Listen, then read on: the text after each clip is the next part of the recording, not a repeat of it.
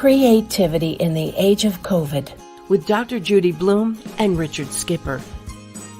It's the only program in which therapy and entertainment come together to show everyone not only how to cope in the age of COVID, but how to be creatively productive through it all. And now, Dr. Judi Blume and Richard Skipper.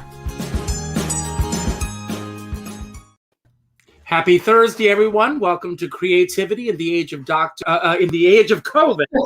Dr. Judi Blume and myself. I got confused there because I'm thinking, watching this opening that Chuck Pennington put together for us some time ago, I realized that we're going to be retiring that opening very, very soon. Isn't that exciting? We're moving on. You know, it's time for a new chapter, Richard. You know, for the whole planet, a whole new chapter. I am so excited. First of all, you're in Florida now, am I correct? Right. Uh-huh. And what's happening there? Have you gone to any live shows or any live events recently? I'm going to one actually this weekend. Wow. I'm going to it's the Beatles, the Stones, and Elton John impersonators, right? And a huge concert that they're doing in one of the parks. So that should be a lot of fun. Mm-hmm. And then the Naples Players are also doing a comedy show, an improv kind of comedy show. And that'll be in a theater. So that'll be the first time I've been in an actual theater since COVID. So I'm excited about both those things. I have not even been in Manhattan since March 10th of last year.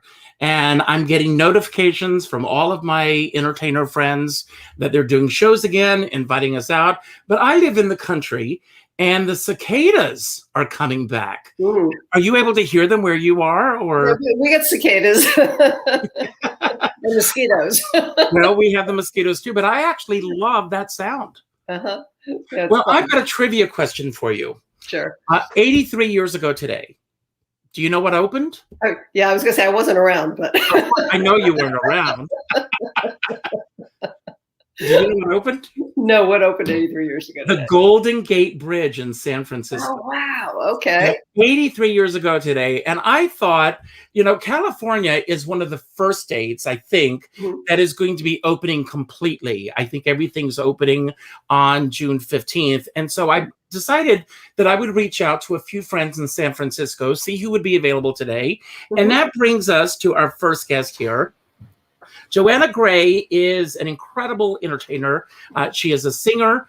She performs not only in San Francisco, but she's also a member of MAC, which is the Manhattan Association of Cabarets and Clubs. And she is the booking coordinator, I hope I'm getting the title right, for the 42nd Street Moon Theater in San Francisco, which is one of my favorite theaters. Those of you who are here in New York, you know that this theater is very close to what we do with encores. And it's been so long since I've been there. When I was reading your bio, JoAnna, it said you go back to the days when scripts were in hand. Do they now do them without scripts? Oh, yeah. Yeah, it's been an interesting evolution because I've been going there probably since they started. And several years ago, they started slowly moving away from having the scripts. Remember, everybody just sat in chairs and they would get up and do their thing and then sit back down. There was no props, no costumes, no nothing. And so they slowly started adding in the costumes. Then they started adding in a few props. And now, I'm thinking of they because I was not part of Moon back then. And now what we do is full-fledged productions with beautiful, you know, stages and props and costumes, the whole 9 yards.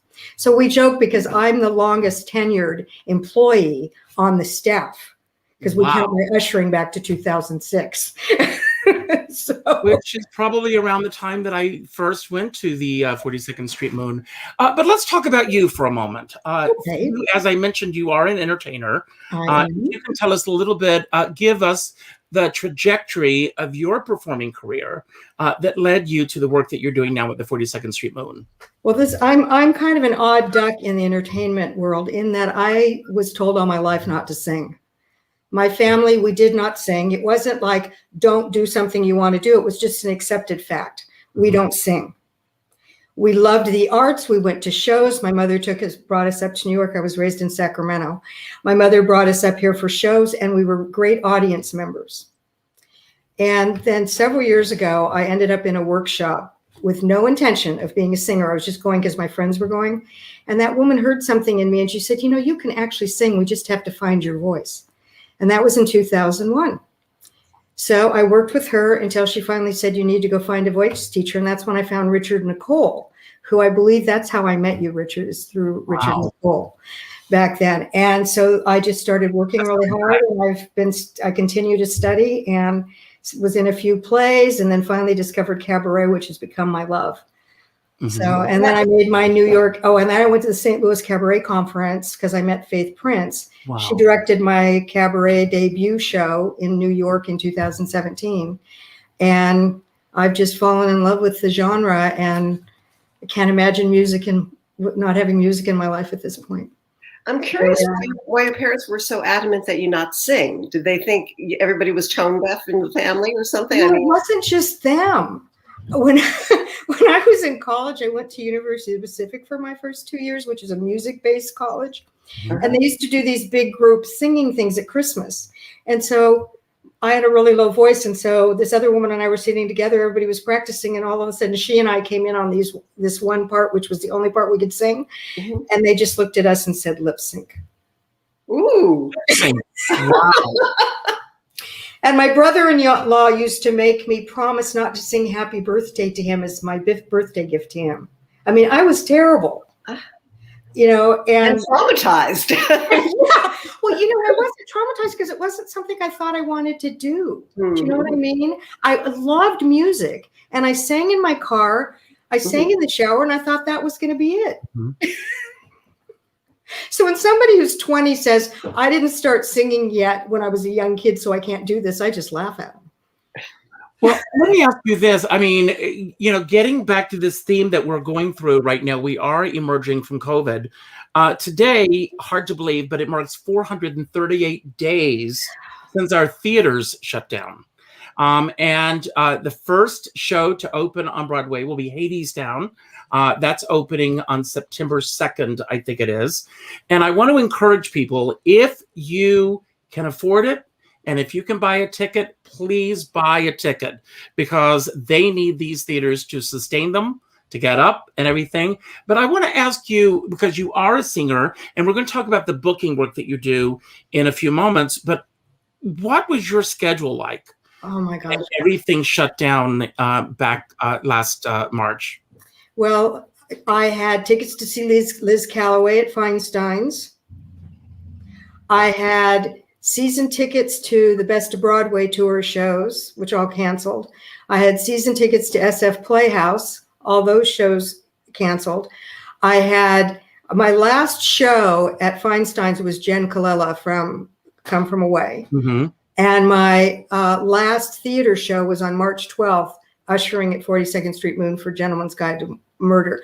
But if I looked at my schedule, I'm one of these people that's been working at home for years, so that part wasn't an issue. I was used to that.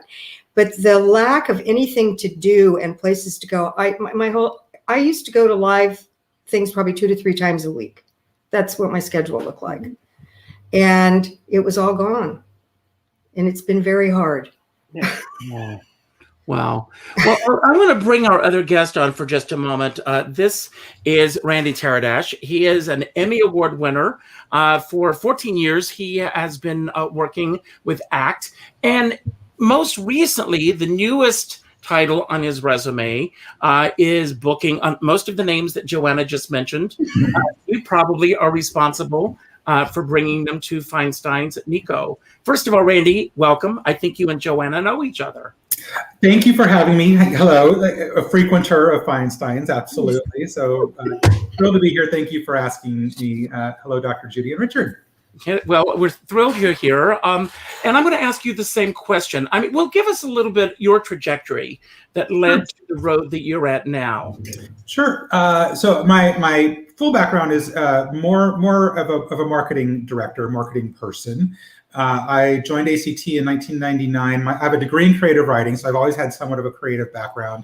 Like JoAnna, came from a very active, arts-influenced family system.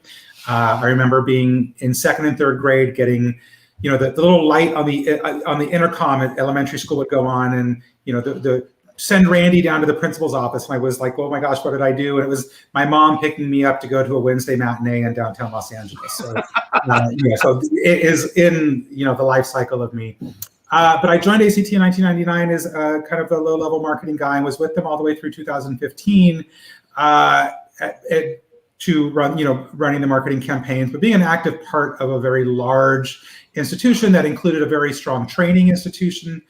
Being very involved, ACT's conservatory is one of the world's best. Not necessarily, it's interesting, not necessarily a singing conservatory, but what we do see and had seen were a lot of singers who felt that they had their singing training under their belt, but really wanted to boost their actor training. Mm-hmm.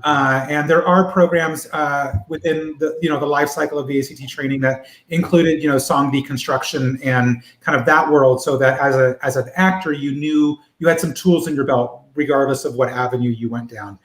Was there for quite a long time. While I was there, I was fortunate enough to acquire the rights to a musical that I had seen workshopped many, many years earlier, and found myself in role of lead producer of an off-Broadway musical that was initially supposed to be in San Francisco, and then through a series of many fortunate events, ended up as a big show in off-Broadway for two.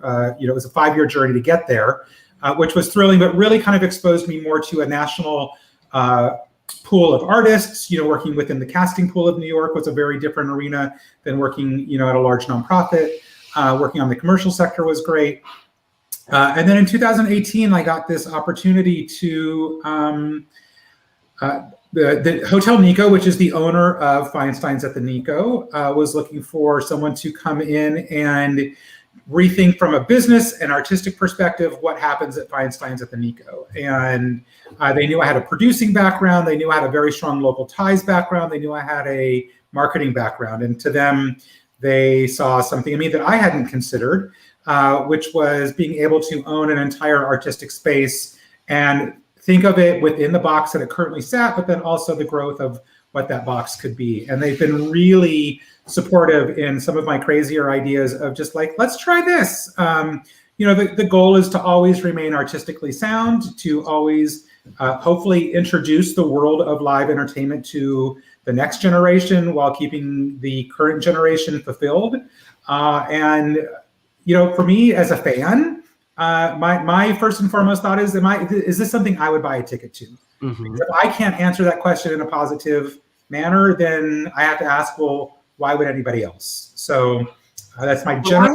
I want to thank you for saying this, because, I see, a lot of instances where people get frustrated that they're not booked in certain venues, and they don't know all the machinations that go into the decision making in terms of what you're doing with the acts that you bring in. There is something that I want to address with both you and JoAnna. I know that, JoAnna, that you are now coordinating the Cabaret series at the 42nd Street Moon. Am I correct? Yes. Yes. Just real briefly, we were going to start a Cabaret series live. They started talking to me in February. Mm-hmm. And the plan was to open up last February, was to open up a cabaret season using the Gateway Theater, formerly known as the Eureka. And of course, in March, it all went away. Right. So we've been producing virtual cabarets throughout the year, and so my job is coordinating that. Well, so the question that I want to ask both of you, and we'll start with you, JoAnna, and then Randy, if you could weigh in, is the fact that when everything did shut down, obviously you had shows that were already booked on your schedule, and now are you finding this crunch or like this caterpillar effect taking place, where things are starting to bunch up with both of you in terms of getting everything back on track and getting and honoring those contracts or those obligations that you had before? And I'll start with you, JoAnna. Well, we hadn't actually started the cabaret program at that point, but we did have some people that were booked. So what we've done is use some of them for the virtual series that we've done. For example, Jason Graw we have a free virtual series that we do, and then we have a thing called Moonbeams that's a subscription. So we had Richard Glazer in our first subscription, for example. In this second Moonbeam series, we just had Jason Graw do Perfect Harmony. So we just did Lady Day at Emerson Bar and Grill, actually filmed at the Gateway. So we've been looking at how we can take and do some of the shows we were going to do and doing them virtually. In terms of coming back to the theater, we don't think we'll be back in the Gateway until probably January 2022, because we're looking at some other venues. We want to redo the whole HVAC system before people come in. So we're doing fundraising for that, and we want to make sure that it's really, really safe. So we're looking for alternate venues to start this time in the fall, but we don't really know what's going to happen with that yet. We're going to continue with the virtual free series and the Moonbeams. So that's what we're doing. Now, Randy, with you, and this is the reason why I reached out to you to be on today's show, you are starting to do in-house cabaret shows again. So if you could respond to my previous question about the bunching up of the acts that are already in your schedule and where you are right now in terms of the shows that you are bringing in to Feinstein's at the Nikko. Well, I will say I will never forget the moment. Speaking of Liz Calloway, Liz was literally in the air when we got the notice that we were shutting down. She was flying to San Francisco. And, I was frantically calling anybody on her team that I could get, because it was about 6 o'clock our time. So, she was in air, and God bless her. I owe her either the biggest cocktail or piece of chocolate cake or whatever I can find. She literally landed at 10:30 at night and was there till 1 a.m. before getting a flight right back to New York. And so when we, the rules in California, there's the rules of California, and then there's the rules of San Francisco. And I think that's going to be the same, throughout most large metropolitan areas, is that while the state is setting the bar, the city is setting the rules, and that they can be contradictory to one another. So you're fighting a little bit of messaging systems, and I'm now seeing kind of the tide of those languages getting together. You do need to be a little bit of an investigative reporter, trying to understand and navigate the rules. And really, I think the one big thing is that we decided, as the rules were being parsed out and they were evolving, what was clear was that the vaccination rules, the rules surrounding audiences who are vaccinated, were far more obtainable as an operating system for a business for us and the size of our venue than they were if you had sections for vaccinated people over here and people who pass a test over here. And before I dive into that, just to finish your other question, I started with Liz. My first call was to Liz and said, you have been on my mind for the last year, and so it's been about, I'm very clear, like with June, we look at Pride, and I really want to make sure that we're celebrating with Pride artists. And so, my list is ongoing of who I want to have work. It really is about booking and who is traveling and who feels they're ready to do it. There is a big component of who is ready to step into this space when there are people in front of them. I will say the psychological effects have been first and foremost. Both my mom and my sister are in that community. And so I'm being ridiculously mindful of where audience perception lies, as well as, if not more so, the artist perception, because they are the ones getting on an airplane. They are the ones putting themselves on stage. They're the ones, so trying to navigate all of that and then folding in the rules. So the booking of artists came about, like, here's the big list, who's available, who is wanting to travel, all that stuff. And, I also know we have many days ahead of us, so I will get to everybody that we want to be there with. But we opened last weekend with audiences, and we are a vaccination-only destination. I was fearful of what audience perception of that would feel like, or what, for those who aren't vaccinated, if there would be anger. I had one mean tweet, and that was it. Everybody. Only one? Only, literally, I was ready. I ready with a blindfold, but I was ready. But only one mean tweet, and at the end of the day, the positivity and the excitement and the actual appreciation of this is our health. And you have said this space is a vaccination only place. Personally, as someone incredibly pro-vaccination myself, I am proud to make it yet one more incentive for somebody to get vaccinated if they want to return to what we all are calling normal life. This is part of it. This is part of the, both from a city and a state level, these are part of the rules. Are they showing vaccination cards when they come in? I mean, how are you doing? So we have kind of, we've said as we could through the sales process to make sure that you read the rules because they are going to evolve. What I'm saying today could totally change in 36 hours. Okay. But as Richard said, we're thinking June 15th is going to be the kind of the door opening moment. We think nothing is confirmed until it's confirmed. I've noted that San Francisco was the first city to close down in the US. I feel like we're going to be the last city to open. The city is incredibly upfront about their hesitancy on taking things too quickly. They are who I'm basing my rules on. But again, as a vaccination-only destination, we have a lot more freedom to navigate within our own internal space. So we have it in the purchase path to please make sure that you do read the rules as they get updated.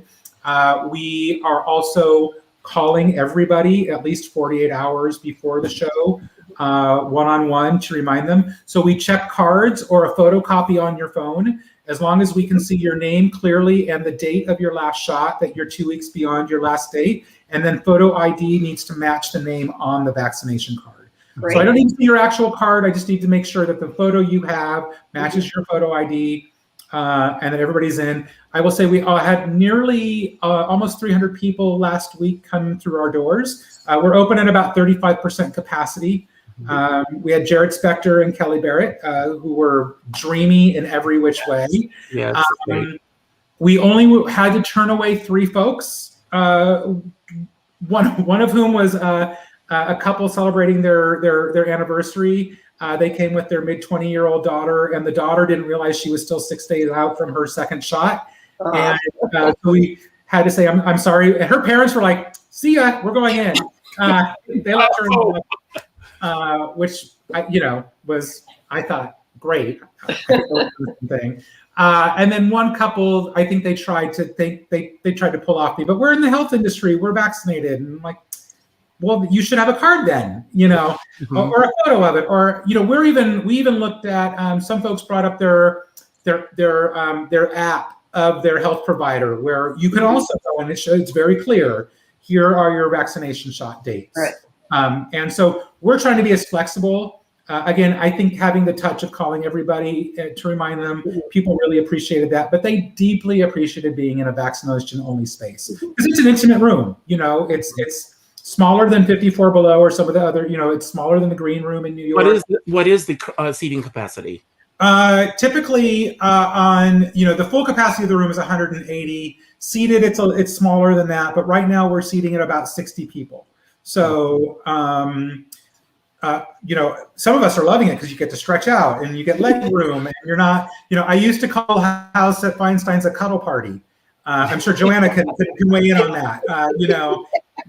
When we're full, we're up, but we all love the art form. We love the artists that are there. So it's a fun time. We didn't feel being a cuddle party in this day and age was quite the way to open up. No. Well, again, for both of you, I mean, how are you able to keep afloat if you are cutting way back on the number of people that you're able to bring in? Well, we're not open yet. Okay. And one of the things that we're really looking at is all the protocols, just like what Randy's been talking about. San Francisco, I think, is stricter in many places. Like you can't go to a Giants game if you're not vaccinated. You can't really go anywhere that's big if you're not vaccinated, which brings me great comfort. Luckily, I am. So I'm in that group. But that's one of the reasons why we're not opening the gateway until January. We really want to make sure that it's safe. And as I mentioned, we want to put in a whole new HVAC system in there that's really circulating the air, because it's, as you've been there, Richard, it's kind of an old building. And so we want to bring it all up to scale so that when our people come back, they feel safe. And the alternate venues we're looking at will be maybe outside, whatever. And in the meantime, we're just going to continue with our virtual series. Mm-hmm. And I didn't really answer your question about the bunching up. We are planning on doing all of the shows that we didn't finish from the last season at the, interspersed through the season that will start in January. So it's been kind of a challenge to figure out, like Lady Day was originally going to be part of in the theater. And then when we realized it's such a small cast, we followed all the protocols that we could, and we just videoed it with the musicians and the actors on stage, and it worked out really well. It's running right now if you want to see it. Oh, great. I'm going to check it out. JoAnna, was there a reason you delayed doing the HVAC system and whatnot until now? Were you waiting to see what happened, or? No, it's been one of the other things that's really lovely about San Francisco is the permitting processes. Oh, right.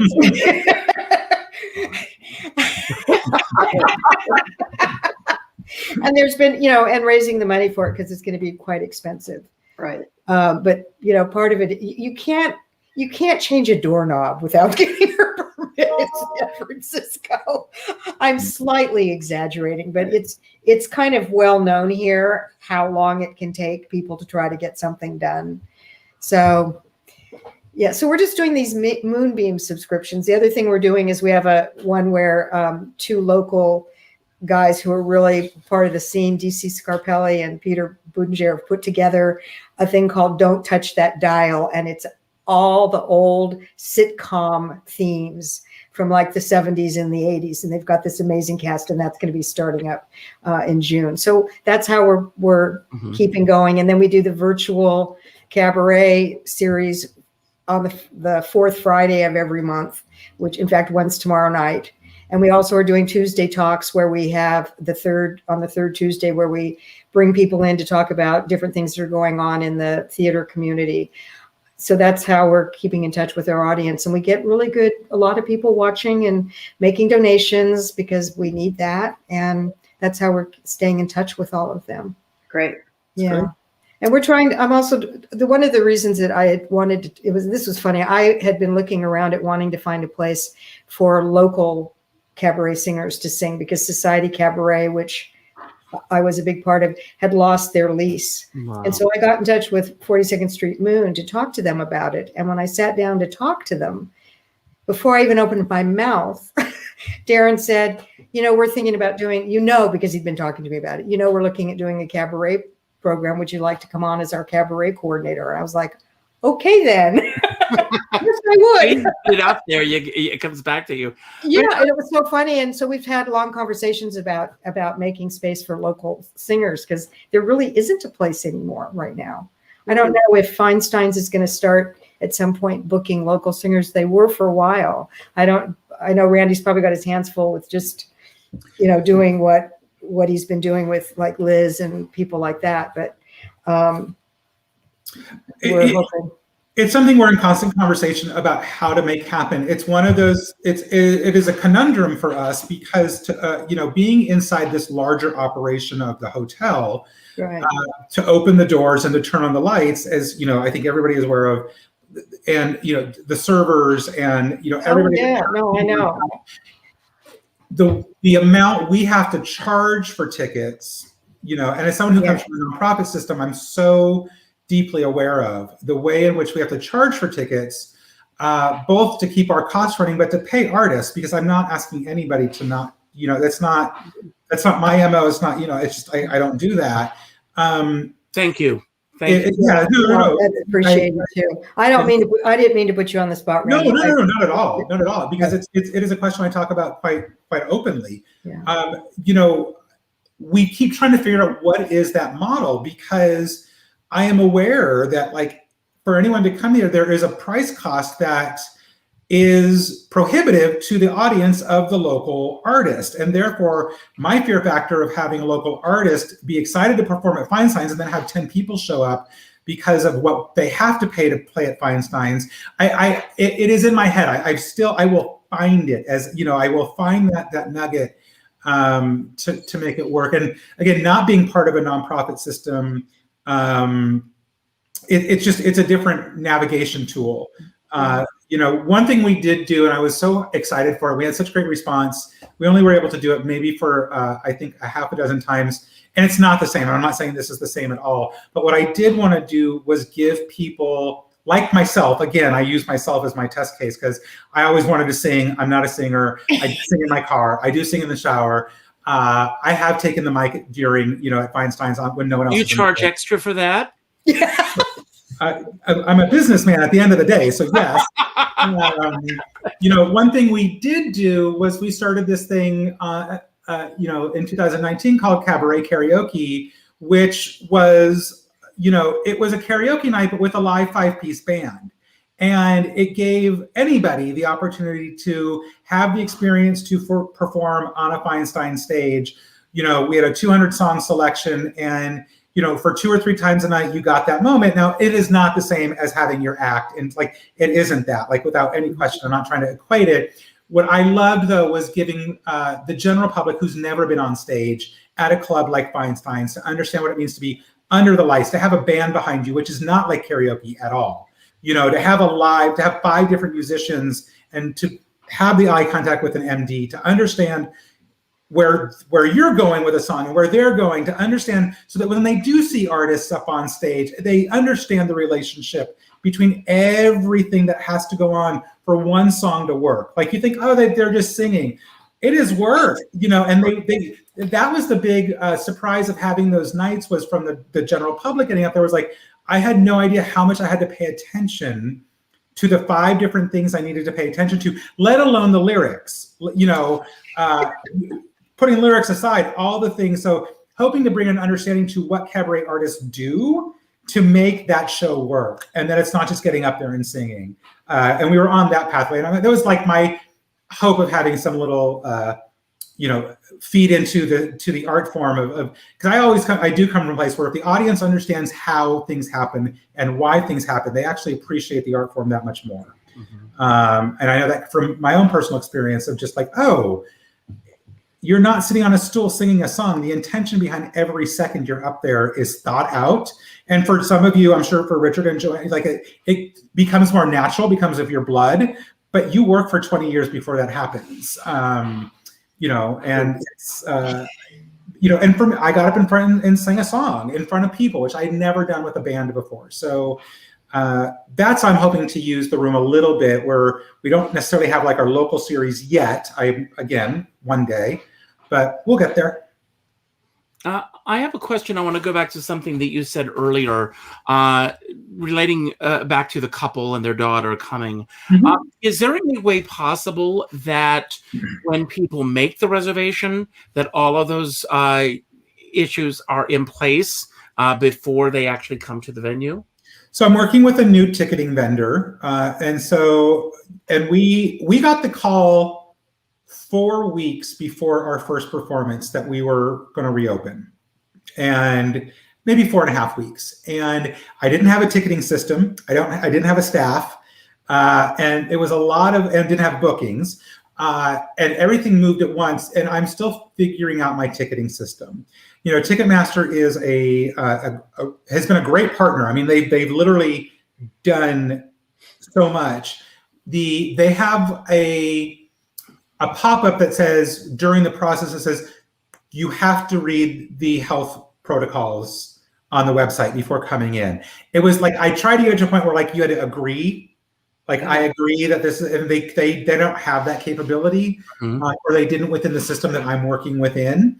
So we're trying to kind of navigate various ways in which to make that more concerned, you know, bring it up. But I will say it's actually forced me to do something that I wanted to do previously, which was to confirm tickets nightly by phone.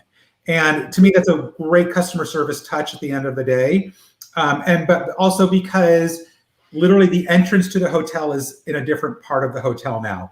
Because we're no longer serving food, we only have cocktails. We had so much information that I didn't want to leave up to just a confirmation email. I wanted to surprises when you arrive at a venue is not what you want. You only want excitement for the performer. The surprise should come with what's on stage, not what happens on your journey to your seat. We're finding that making the phone call has alleviated any part of that, but also it's been a great touch point to just start the welcoming process back to the moment and to hear from, as I said to the staff that we're now working with, we should be listening as much as we are telling. And so listening to the patrons and what their what is in their headspace. Or I do remember, I think on our second night, our seats are fairly spaced apart, but they're still in, we're a small room.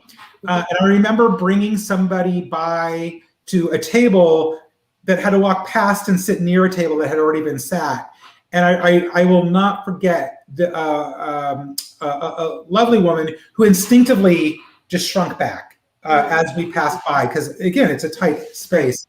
And it was that reminder, like, we're not all here yet. We're not all in the same space. And as a venue operator, I have got to keep that in mind. And whether it's even 6 weeks from now, 6 weeks may still be the first time somebody's coming. It's not. This may be my 10th time around with an artist or an opening. This may be their first time. So, getting up on stage and welcoming everybody, reminding them this is a vaccination-only room, and having those phone calls, all parts of the customer journey, need to be with the awareness that we are re-entering a new phase of human interaction. I say this from a workplace as well. What's interesting about working in a hotel, the Nikko never shut down. They were one of the few large hotels in San Francisco that stayed open during COVID. And there was a core employee base that worked through the depths of the pandemic. And God bless them all. I don't know that I could have gone down to downtown San Francisco daily to keep this operation running. And here I'm walking into a workforce, a portion of which never left the workforce.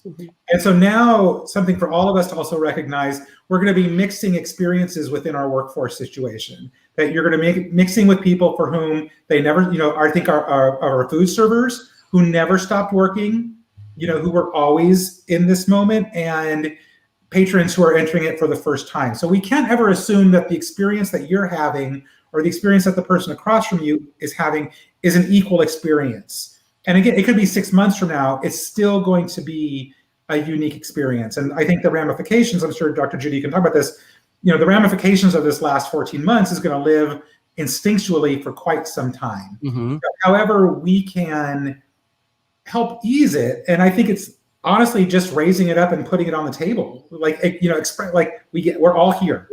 So that's the way I've chosen to deal with those moments, and within a live, people coming in and ordering drinks and all that stuff is to own it and to be able to have an open space where people can speak up and let us know what they're thinking. And I hope it's made us a more obtainable place to come and visit at the end of the day. Yeah, communication is always key, right? In any relationship, including the relationship between you and your audience. It's about communication. And I think it really makes the audience feel valued by doing that, by reaching out, by telling them, hey, there's some changes that have happened that you need to be aware of. We're not serving food anymore. I mean, that's a big deal for people, It's right? a big deal. Yeah. We didn't do that on the first night, and someone came expecting to have dinner. Exactly. Right. What do you mean? Last time I was here, there was food, right? Right. When to wear a mask, when not to wear a mask. Right. The rule is if you're in transit, you're wearing a mask. If you're sitting at your table, mask can come off. Right. So all those things. And yes, people are coming out of the cave, and people have different experiences doing that. Some people are very hesitant. I've seen that with my patients. Some people are still really cautious. They don't quite believe it. They're waiting for that other shoe to drop, if you will. And while other people are, oh my God, I can't wait to get out there. Right. So it's a very individual reaction that people are having. And I think, as people who really care about their patrons, it's really wonderful what you're doing, and it will pay. You will get it back in spades because you're going to have people who are going to be very loyal to you, and will remember that you went out of your way to make them feel comfortable by insisting that people show the vaccination. No fooling around on that. We mean it. Calling, reminding, prepping them, all those things, telling them it's a different entrance, right? All those literally, literally.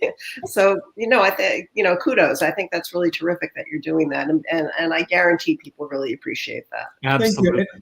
And they've been vocal about it. And I think what is also interesting, and I think is a real world reminder of that, is that while we're opening at 35% capacity, and most of the performances moving forward are, I'm thrilled with our pre-sales. As a business person, I'm thrilled with the amount of tickets we've moved and all of that. I just you don't know, you don't know when you reopen what. I will say, right now, the public demand for tickets is about 35 to 40%. It's not like I'm turning people away at 40. Right. We're just at that bar. So, for anybody listening who's thinking we can order, we can open up at 1,000 seats and it'll be fine. I'm not seeing 1,000. I'm not seeing the rate of calls. I'm actually grateful for the guidance on the percentage of opening because it's truly matching the moment right now with where the audience is. Just out of curiosity, your core audience right now at 35%, are these mostly local citizens of San Francisco, or are you getting a lot of the tourists? I know that you're within a hotel, and a lot of times that's an incentive for some people. At least it is for me, in terms of sometimes staying in a hotel because there's entertainment in the hotel. Where do you find that you're getting your core audience right now? Fascinatingly, from day one that I've joined there, and I think actually in the lifespan of the venue, it has been a 95% local audience. It's not really been a tourism audience as strong as San Francisco. I think is the number 2 or number 3 tourism city on the planet in the country. The venue has always survived on the local audience. So. And as a local marketing person, it actually take great comfort in that. I understand, how our locals travel, the needs of someone coming from, I live 30 miles out of town. So I know what it means to go into the city and what we have to deal with to just get to where we are. Right. And what that means today, it's a different 30 miles than it was a year and a half ago. So it's, we really always kind of depended on the local audience. We've moved to boost our visibility within the hotel. When you come back to Feinstein, you'll know we actually built a window from the outside lounge area, from outside the club, so that people sitting in the lounge, the hotel lounge, can now see into the club. That's never, one of those small things that we did during COVID to actually, upgrade the room. I'm super excited that you'll be able to see. It's not a clear shot, and it doesn't interact with the performers on stage. They don't see people on the other side. So, but just, trying to just boost that visibility has been great. We also spent the last year at the hotel. They, because they never closed, they did all of their upgrading of their, their air systems and all of that. They were able to do that in real time before we opened. So, JoAnna, I know that work is hard. I'm fortunate I was at home during all of that. So there was an engineering team at the hotel. So I'm curious, as a Feinstein regular, where exactly did you put that? Is it behind the bar? So it's behind the bar. So they can actually see what's going on. They can't hear it, but they might be able to see someone's on the stage. Oh, how cool. Yeah, I know. We're real excited by that. I love that. Yeah. JoAnna, I have a question for you. You mentioned that your programming for the past year, as it has been with most places, has been strictly virtual. Do you think that is going to be increase audiences wanting to come back to your venues? Do you think it will decrease? And do you think that you'll be utilizing live streaming moving forward in addition to the experience of going into the theater itself? That's a really good question, and I don't know the answer. I know there's been some talk about maybe continuing some of it. When we first started doing it, the shows were every week. all through 2020, which was crazy, just in terms of getting all the people booked and that sort of thing.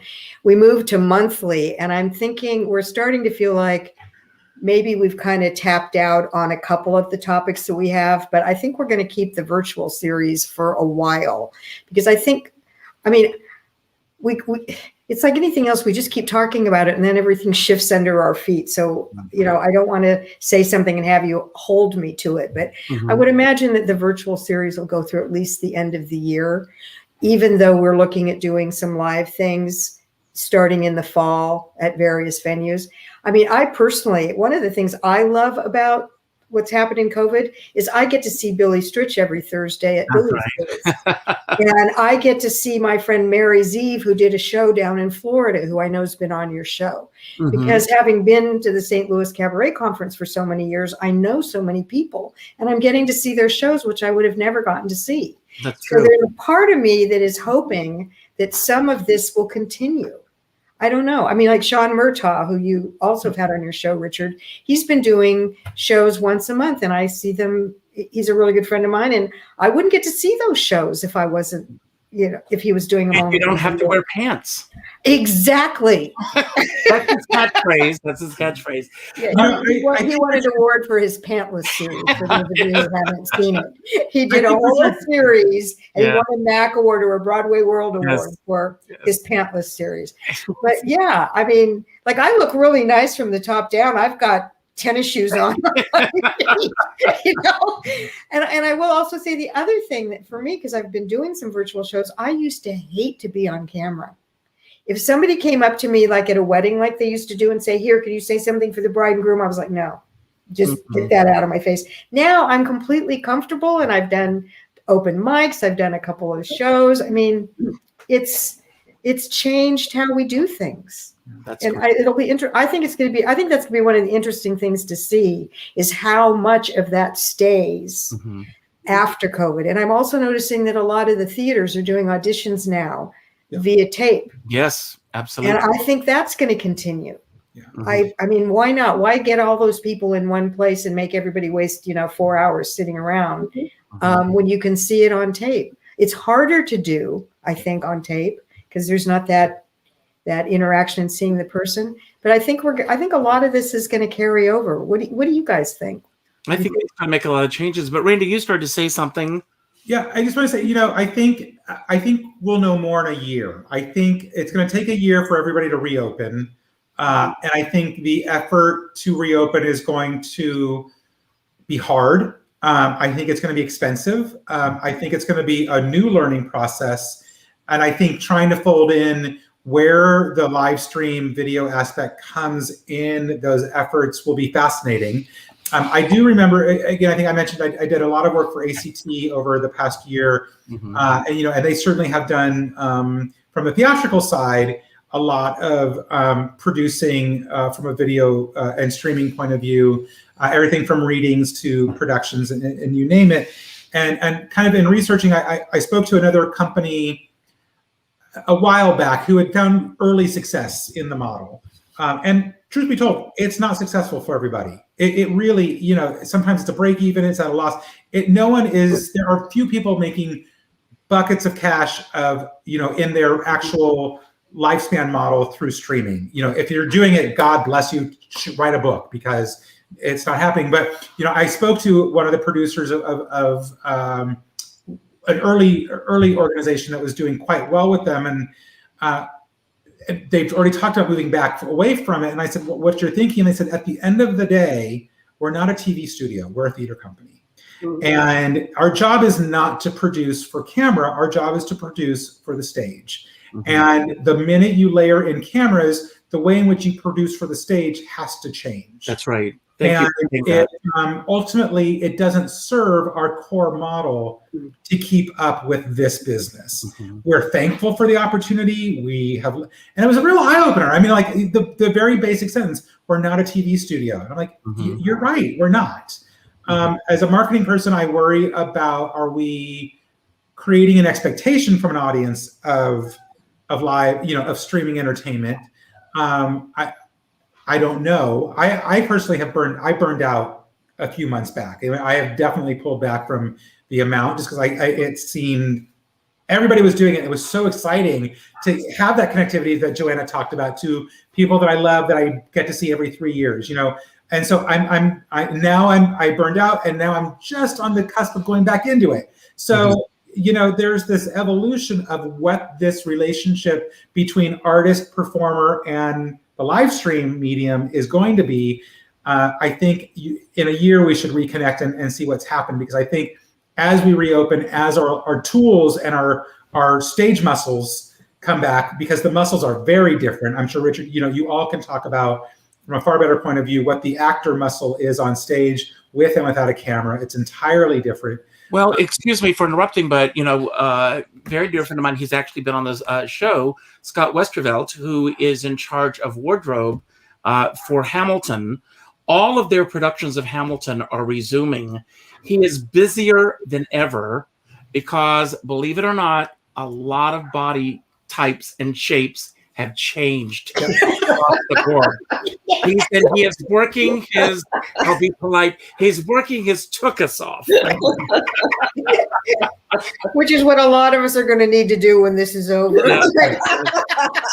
Mindy, I have a question for you that is totally not related to COVID right now. And the Feinstein's franchise, if you will, Feinstein's 54 Below. By the way, Judi, next week, and I'll put in a plug for this, the booking manager for Feinstein's in Los Angeles at Vitello's will be joining us. Oh, great. And then Feinstein's in San Francisco. Feinstein's just opened in Indiana in Carmel. With all of these, are these entities that are separate unto themselves, or they are not connected in any other way?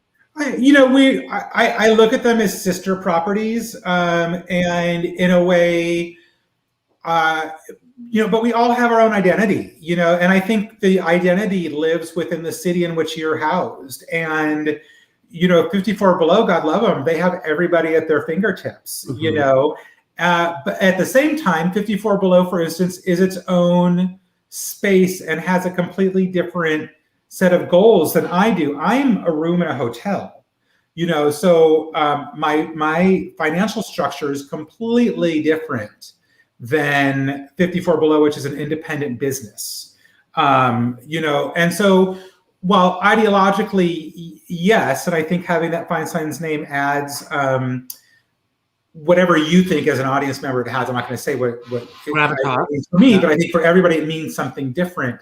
And for each of the 4 clubs, it means something entirely different. But as it should be, our clubs are really about our environments. And you go into 54 Below and you're on Broadway. Like, there's no question from a programming, ideological point of view, whatever, you're on Broadway.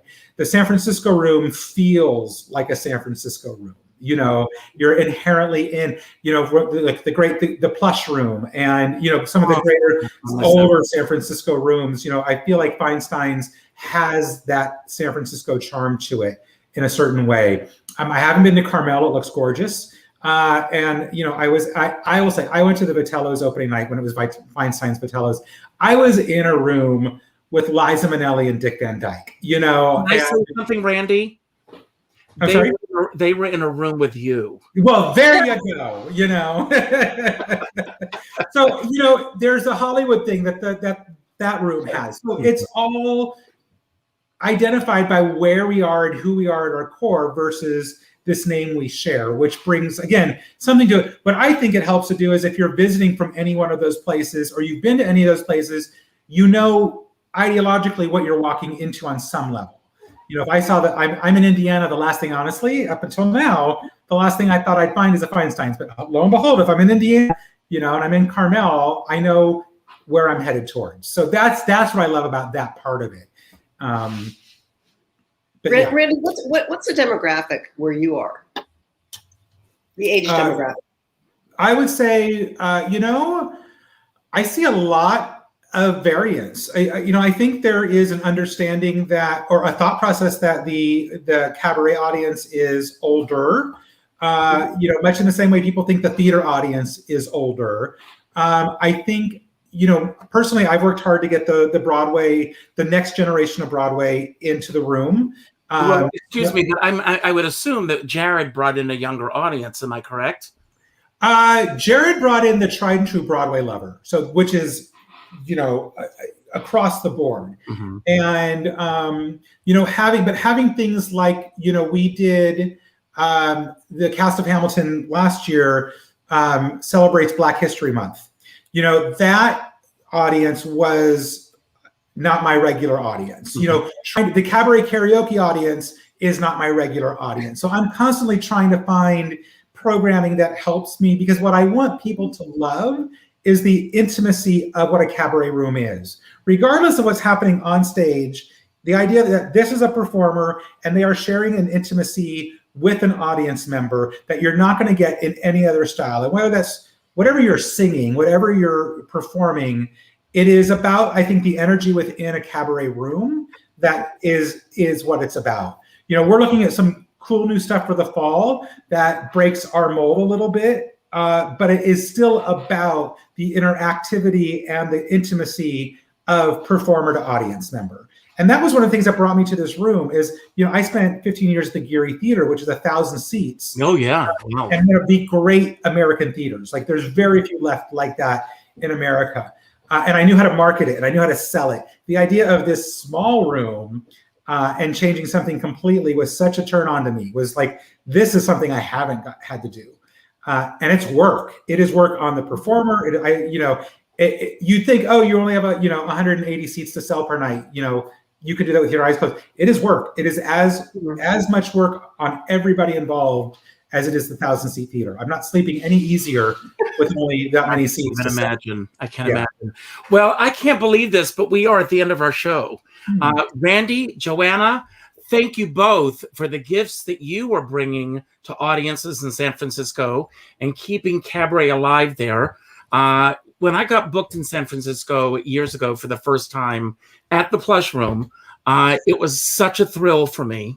And I have such a love for the venues in San Francisco and the artists in San Francisco, and especially the audiences in San Francisco, because some of the best audiences anywhere that I've ever been were in San Francisco.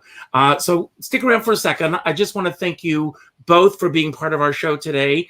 As I said at the beginning of the show, we've got one more show. We're going to do it next Thursday, and then we're going to take a little break. We're going to reconvene, and we're going to rebrand this show because we are coming through the other end of COVID.